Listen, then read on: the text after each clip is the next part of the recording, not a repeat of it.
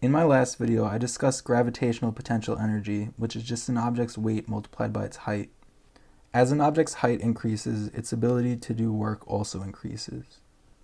Another type of potential energy that you should know is spring potential energy. When a spring is compressed or stretched, it also has the ability to do work.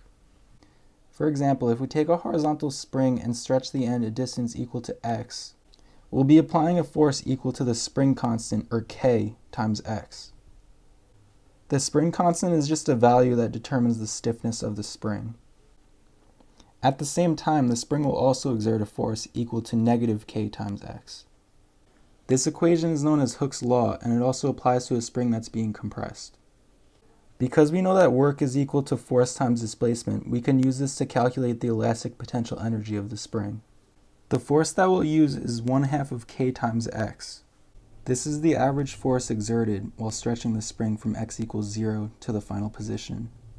Multiplying this by the displacement, we find that work is equal to 1/2 K times x squared. Therefore, we can also say that the elastic potential energy of the spring is equal to 1/2 of K times x squared. Remember that this is always the case whether or not the spring is stretched a distance equal to x or compressed a distance equal to x. While this is a simple concept, you might find springs incorporated into more complex conservation of energy problems.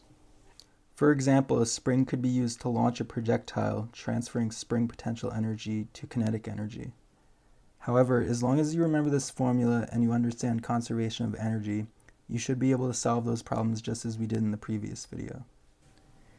If you found this video helpful, please give it a like and consider subscribing to the channel for more fast physics videos. If anything was unclear, feel free to comment below and I'll do my best to answer your questions. Thanks for watching.